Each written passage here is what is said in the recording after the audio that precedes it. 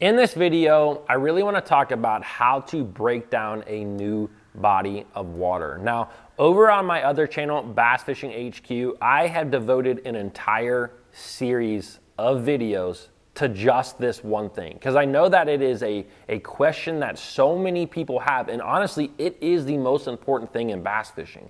You know, in bass fishing, you can know how to throw certain lures, you can know what colors to throw, all that type of stuff, but if you are not in the right areas, then it doesn't make a difference. And learning how to break down bodies of water and be in those right areas is what is extremely important. So that's why I devoted a whole series of videos called Lake Break over at Bass Fishing HQ. Now, I'm actually gonna link those videos at the very end of this one.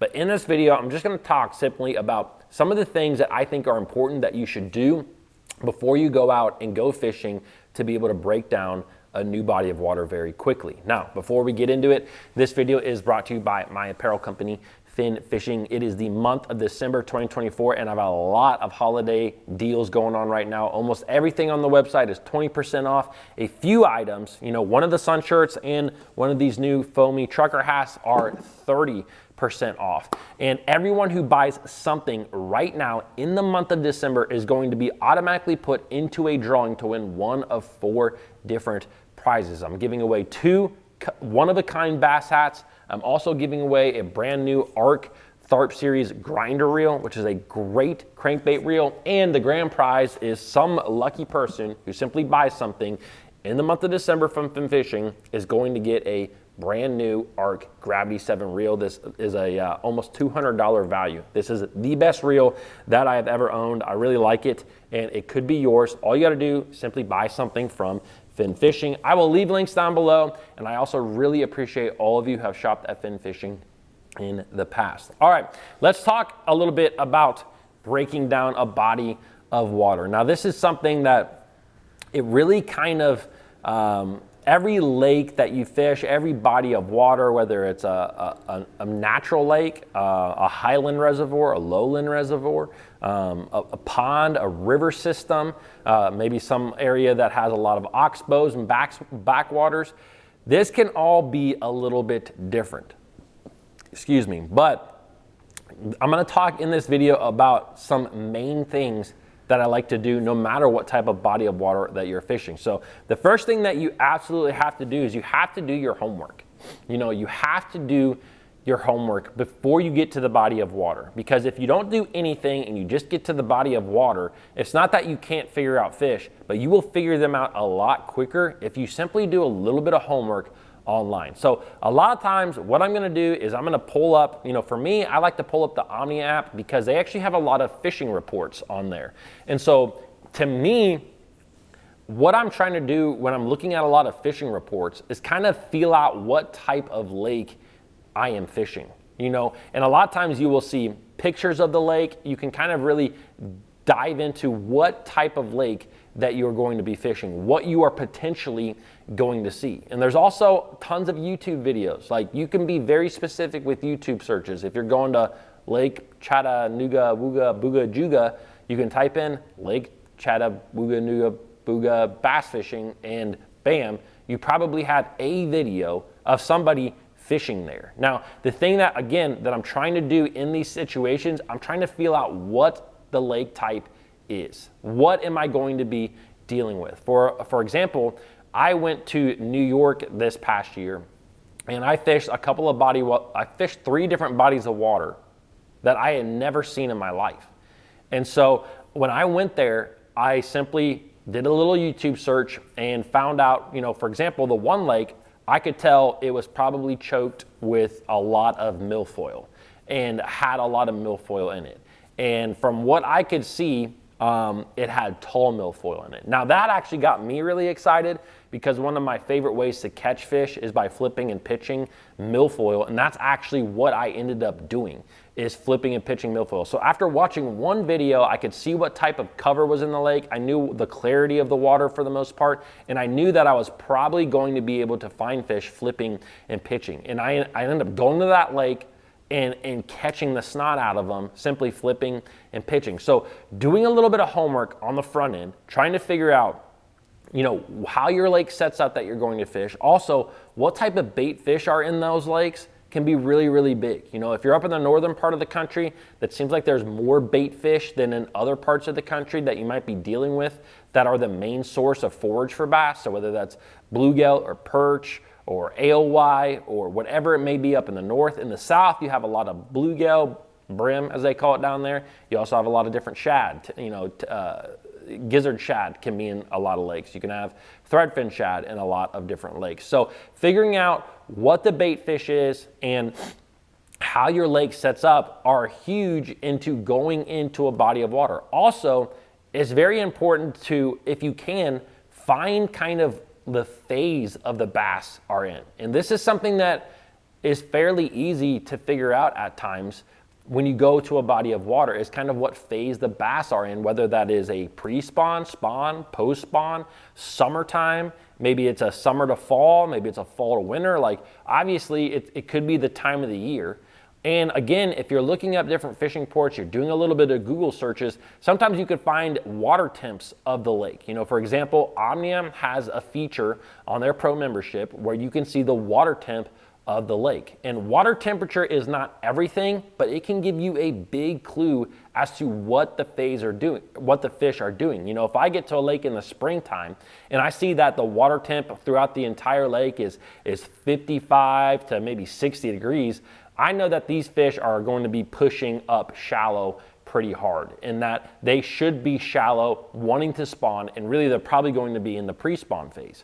And so with that being said, the next thing you might also want to consider is the lake, the color of the water, the lake clarity, you know, because, and this can vary greatly. If I go to a lake and that water temperature is, we'll say 58, we'll say 56, 57 degrees in the springtime, I know that a lot of fish are wanting to push shallow so that they're probably pre-spawn.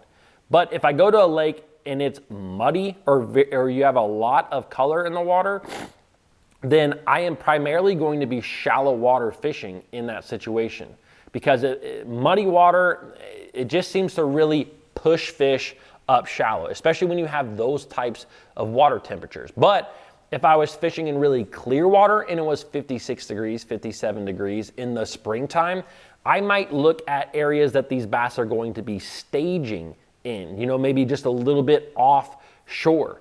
And so, you know, circling places on maps, doing some map studying, thinking about where the fish should be doing is another humongous component into catching fish. And so before you even get to the body of water, I always like to circle, I mean, at least 5, but a lot of times 10, 12 different areas that I think if the bass are in this stage, when I get there, the water looks like this is where these bass should be moving. And so there are so many things that you can do before you even get to the body of water that will eliminate so much time on the water. And I've talked about this in the past before, but I believe that there is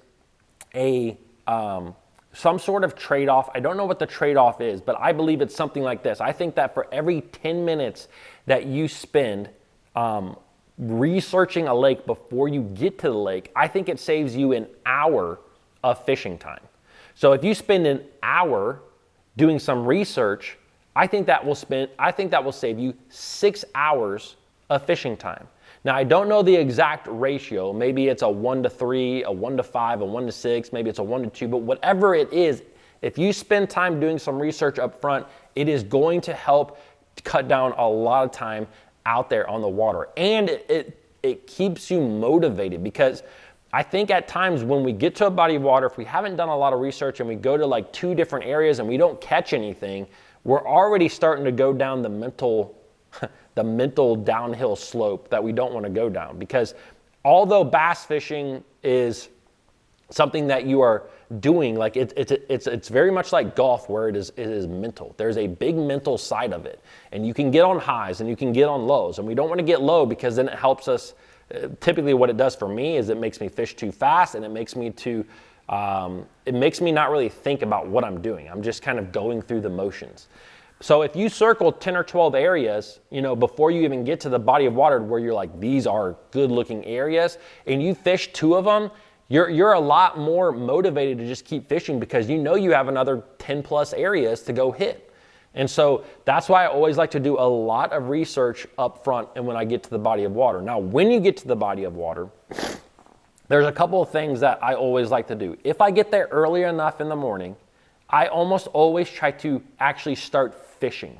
I like to find some of those areas that are closest to the boat ramp, maybe I had circled, and actually fish and be casting, because no matter what time of the year it is, bass feed in the morning. I don't care if it's winter, spring, summer, fall, bass, there's always a morning bite. There's always a lower light condition bite, because this happens in the morning, it also happens in the evening.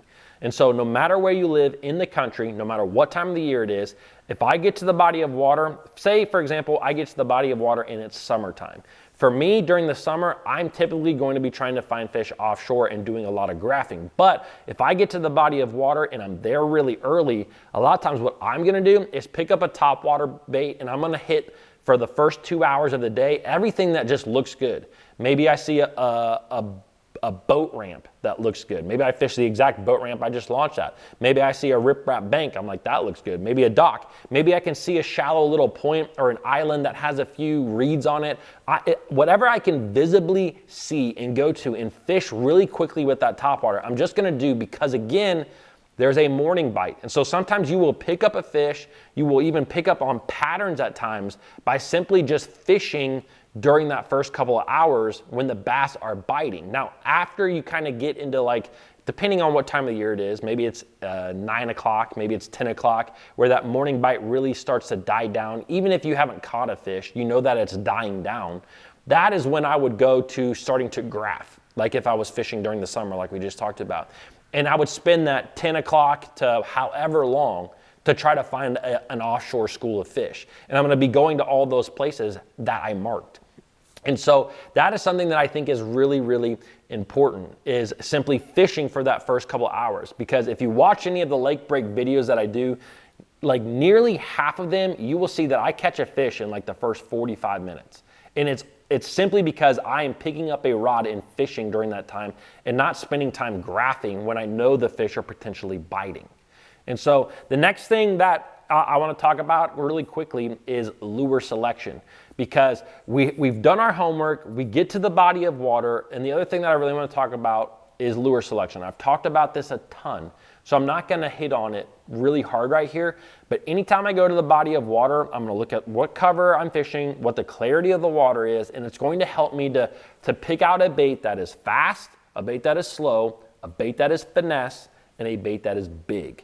Okay, those are the 4 baits that I'm going to have with me on the front deck. Now, I may have multiples of those. I may have 3 or 4 fast baits. I may have 3 or 4 slow baits. I may have 3 or 4 finesse baits. But if you are limited on equipment or you only want to have few rods, pick out those 4. Fast, slow, finesse, big. So something fast is going to be, what is a lure that I can work really fast that covers a lot of water that fits the body of water that I'm fishing? Maybe you go to a lake and it's a lowland reservoir, it's muddy, it's got a lot of wood cover on it.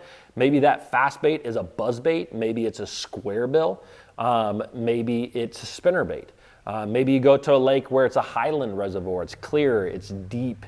That fast bait may be a topwater. That fast bait may be a jerk bait. You really just need to fit where you are fishing and what you are fishing to each of these baits. Maybe you go to a natural lake. There's a lot of grass, a little bit clearer water. One of my favorite fast baits there, if a lot of grass is present, is going to be a chatterbait. Chatterbait is great. A jerkbait again might be a good one. A topwater again might be a good one. Then you have something slow, a Texas rig, a jig. If I get into an area that I think is good, there's a lot of bait fish there, and I'm fishing something fast, but I'm not getting bit, I'm gonna give a few minutes to maybe fishing something that is slow, because you may just run into a group of fish, or you may be in an area of the fish where the bass are just not necessarily in a manner, they may just want a slower moving lure in that situation. And so I always like to give, a few pitches with a Texas rig, a jig, something like that. Then finesse. You may be fishing in a great area, but it is extremely highly pressured, like a community hole. You may be in a really good area. Fish won't eat a jerkbait. They won't eat a topwater because they've seen 100 of them. They won't eat jigs and Texas rigs because they've seen 100 of them. That is where it's good to maybe finesse fish. Pick up a shaky hit. Pick up a drop shot. A drop shot's going to be my #1 finesse rig, because you can fish it almost everywhere in any water conditions, no matter what time of the year, and it catches fish. So a drop shot a lot of times is going to be my finesse rig. I like to fish it again in a area. So maybe I spend 5 minutes fishing something fast, 5 minutes fishing something slow, 5 minutes fishing something finesse. And then sometimes you get into these areas that just have life to them. You're like, man, there should just be fish here. You know, other times you go through an area, you fish those 3 baits and you're like, this place is dead. They're in a doornail. You just keep on moving at that point. But if you truly believe in your heart that there has got to be fish in this zone because you're seeing bluegill, you're seeing, I can almost guarantee if there's bait and you see life, you see birds, there's probably bass in the area. But if you go through those 3 baits and you don't catch anything, then you actually may be at that place during the wrong time of the day. Because there are certain time frames of the day, especially in the summer months, where you can go to one of the best places on the lake and you will not catch a fish because it's simply the wrong time of the day. And so the best way to figure that out is by throwing a big bait. Because a lot of times they're not always going to eat a big bait. Sometimes they will, and then that becomes extraordinary days. But a lot of times that big bait is simply going to draw fish from wherever they are, and you're going to visibly see them. So now you fish all your baits, you go through that area with the big bait, and all of a sudden a 3-pounder's following it. Then you go by and a 5-pounder's following it. And then you keep fishing a little bit and you see another one, and you're like, all right, there's bass here. I just need to come back at a different time of the day. Maybe you need to come back in the evening. Maybe you need to come back in the afternoon. Maybe you need to come back the next morning and figure out if those fish would bite one of those baits. And so that is, to me, the process of figuring out a new body of water. Now, like I said, I have a whole series devoted to this over at Bass Fishing HQ. I am going to leave a video for that right here. So you guys can check that out next. You can actually see me visibly out on the water and not necessarily just talking to you this way. All right, guys, hope you enjoyed the video. Don't forget to check out that fin fishing gear, and I will see you tomorrow.